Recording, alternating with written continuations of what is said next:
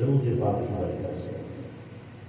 درود پاک ایسا عمل ہے جس کی بدولت ہماری دعائیں فوراً قبول ہو جاتی ہیں، دعائیں لٹکی نہیں رہتی بلکہ اللہ کی بارگاہ تک پہنچ جاتی ہے۔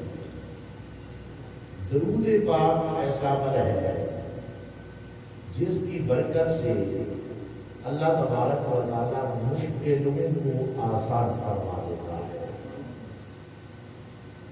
نبی کریم علیہ السلام کے غلام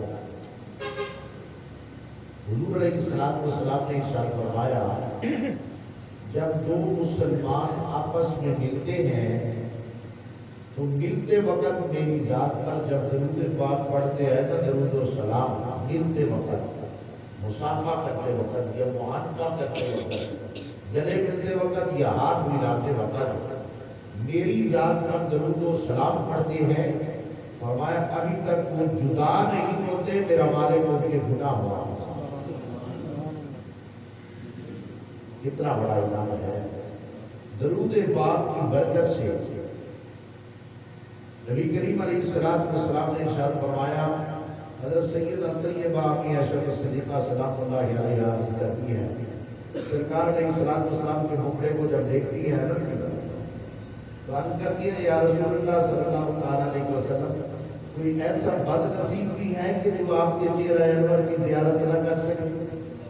اللہ، ایسا کوئی بد نصیب ہوگا کہ جو آپ کے چہرہ انور کی زیارت نہ کر سکے؟ وہ چہرہ جس کے متعلق ابھی ہم نے تلاوت بھی کی ہے، وضحیٰ، اللہ فرماتا ہے تیرے مکھڑے کی قسم، چاشت کے وقت کی قسم۔ مفسرین کرام نے اس کا حقیقی معنی یہی ہے، فرمایا اللہ تبارک و تعالیٰ نے فرمایا وضحیٰ، اے محمد علیہ السلام تیرے چہرہ انور کی قسم، واللیل اذا سجا تیری زلفوں کی قسم۔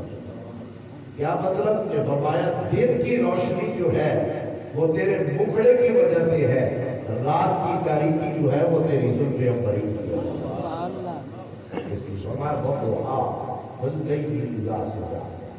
تو نبی کریم علیہ السلام کی بارگاہ میں حضرت سیدہ طیبہ امی عائشہ صدیقہ سلام اللہ علیہا، جن کا ذکر پاک ہم کر چکے ہیں اور آپ کا اس مبارک میں کل گزر چکا ہے، گزشتہ کل آپ عرض کرتی ہیں، یا رسول اللہ صلی اللہ تعالیٰ علیہ وسلم، ایسے کو بد نصیب ہے جو آپ کے وضحیٰ والے مکھڑے کی زیارت نہ کر سکے، نہ دیکھ سکے؟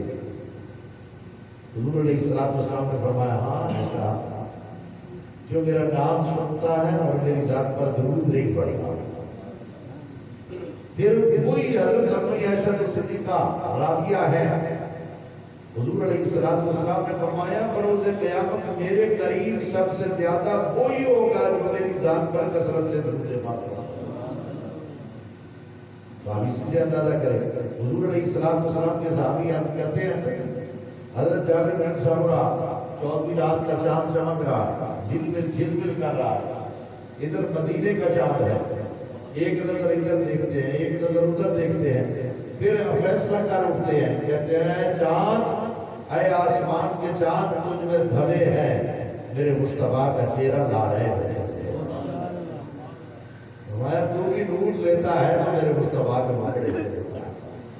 حضور علیہ السلام کے ایک صحابی ہیں، وہ عرض کرتے ہیں، وہ بلکہ بیان فرماتے ہیں، فرمایا کہ یہ مت سمجھو، بلکہ سرکار علیہ السلام کی بارگاہ میں عرض کرتے ہیں، یا رسول اللہ صلی اللہ تعالیٰ علیہ وسلم، کیا ہم نے کلمہ اس لیے پڑھا ہے کہ آپ نے پتھروں سے گواہی دلوائی، درختوں سے گواہی دلوائی، چاند کے 2 ٹکڑے کر کے دکھائے ہیں، ڈوبے ہوئے سورج کو واپس پڑھنا ہے، آپ کے معجزات کو دیکھ کر آپ نے کلمہ پڑھا ہے؟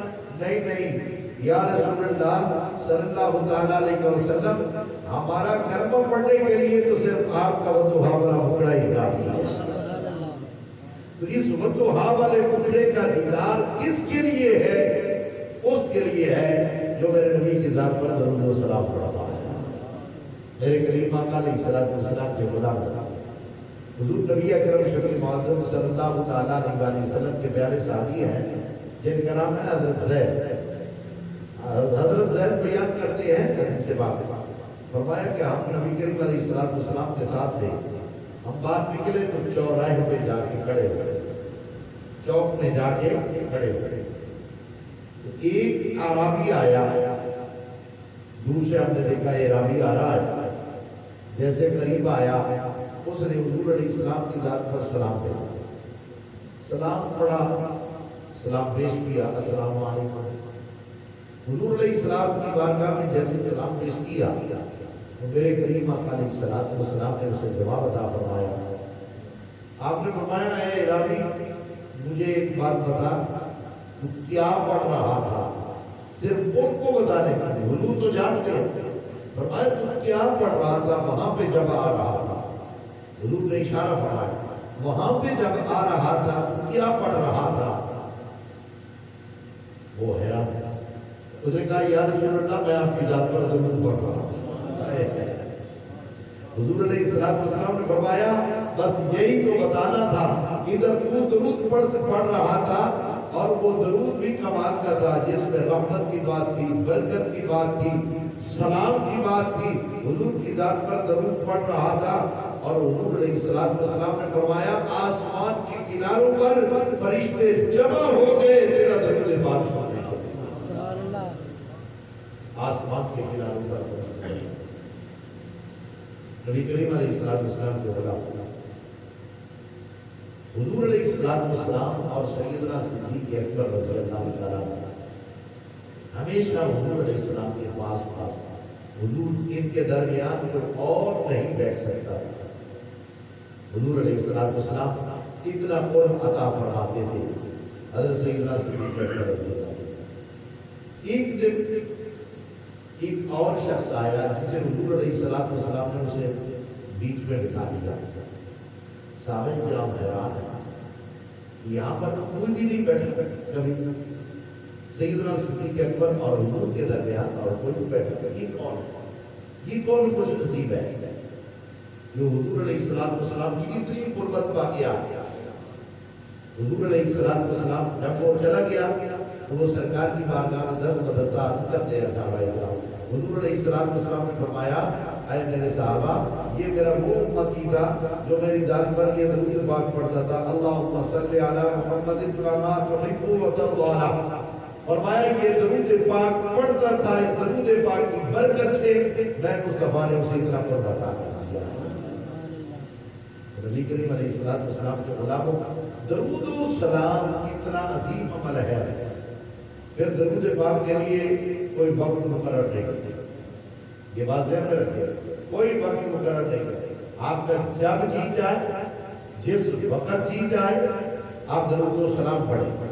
ہم ایمان والے ہیں، ہمیں حکم درود اور سلام کا ہے، درود اور سلام کا ہے، جتنا بھی ہو سکے زیادہ سے زیادہ پڑھیں، نماز سے پہلے پڑھیں، نماز کے بعد پڑھیں، آذان سے پہلے پڑھیں، آذان کے بعد پڑھیں، صبح کو پڑھیں، دوپہر کو پڑھیں، شام کو پڑھیں، رات کو پڑھیں، بیٹھے ہوئے پڑھیں، چلتے ہوئے پڑھیں، کھڑے ہوئے پڑھیں، جیسے بھی آپ کو لیٹے ہوئے پڑھیں درود پاک، حتیٰ کہ آپ عاجزی کے ساتھ پڑھیں، آپ دکھلاوے کے لیے پڑھیں، پھر بھی اللہ کی بارگاہ میں پڑھیں۔ یہ ایسا عمل ہے، درود پاک ایسا عمل ہے، درود پاک میں یعنی اللہ کو محبوب پر درود کتنا پسند ہے۔ ایک آدمی دکھاوے کے لیے پڑھ رہا ہے، دکھا کے پڑھ رہا ہے، درود پاک پڑھ رہا ہے، حالانکہ دیکھا کے کوئی بھی نیکی کی جائے قبول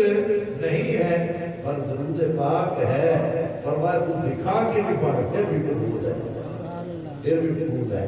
اس لیے میرے کریم آقا علیہ السلام کے غلاموں درود پاک کی کثرت کی، واللہ واللہ اس سے بڑی بات کوئی نہیں ہے، میں قسم اٹھا کے کہہ رہا ہوں، چہروں کا نور درود پاک کی برکت سے آتا ہے، قرآن پاک کی برکت سے آتا ہے۔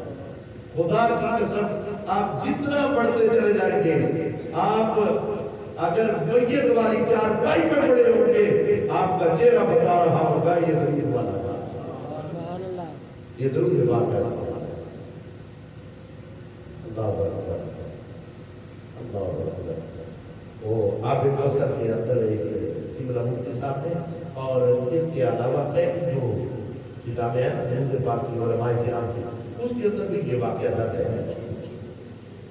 بخارا شہر میں ایک باپ بیٹا سفر کر رہے تھے، جا رہے تھے، تو وہاں پر راستے میں باپ کو موت آ گئی، اور جیسے ہی موت آئی باپ جو ہے وہ سود کا کاروبار کرتا تھا، جیسے ہی موت آئی اللہ کا کرنا اس کا چہرہ بدل گیا، حیت بدل گئی، شکل بدل گئی، اب اس کا انتقال ہو گیا۔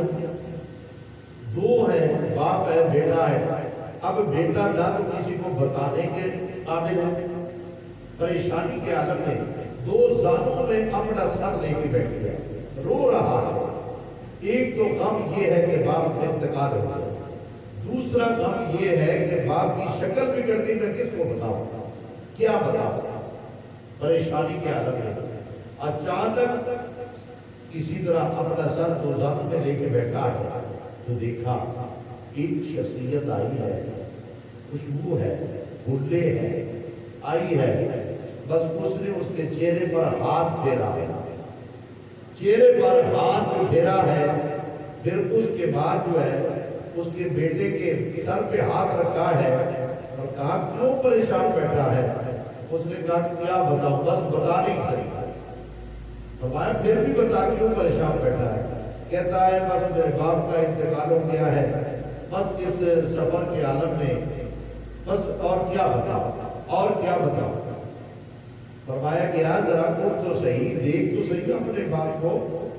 کہتا ہے نہیں، ان کی شکل بگڑ چکی ہے، چہرہ بدل چکا ہے، اب انسانوں جیسا نہیں، میں کیا کہوں۔ اللہ اکبر کبیرہ، جب اسے دھمکی دی گئی ذرا دیکھ تو صحیح، دیکھا تو 14ویں رات کے چاند کی طرح چہرہ چمک رہا تھا۔ وہ اسی وقت قدموں سے لپٹ گیا، آنے والی ہستی آپ کون ہے؟ حضور علیہ السلام نے فرمایا میں وہی نبی ہوں جس نبی کی ذات پر یہ درود و سلام پڑھتا تھا، اس کے اس برے عمل کی وجہ سے جو اسے ہونا تھا وہ ہو گیا، لیکن درود پاک کی برکت سے اس کا وہ گناہ بھی دھل گیا، یہ بھی دھل گیا۔ آپ ذرا اندازہ کریں، درود پاک کی برکت سے، خدا کی قسم درود پاک محبت کے ساتھ پڑھے تو تمہارا درود پاک ہر جگہ پر کام آئے گا۔ بلکہ میں ابھی حدیث پاک پڑھ رہا تھا، حضور علیہ السلام نے فرمایا ایک شخص جو ہے نا، آپ حضور علیہ السلام نے فرمایا کہ میں نے دیکھا، فرمایا کہ ایک شخص پر صراط پر چل رہا ہے، وہ کبھی گرتا ہے، کبھی سنبھلتا ہے، کبھی گرتا ہے، کبھی سنبھلتا ہے۔ اچانک فرمایا جب ایسے عالم میں آیا کہ گرنے لگا، فوراً درود پاک آیا، اسے تھاما، اسے پکڑ کے جنت میں لے گیا، پل صراط سے عبور کروا دیا، پل صراط پار کروا دی۔ تو نبی کریم علیہ السلام کے غلاموں، درود پاک ایک بڑا عظیم عمل ہے، آئیے درود پاک کی کثرت کیجیے اور زیادہ سے زیادہ پڑھیے۔ اللہ کریم عمل کی توفیق نصیب فرمائے۔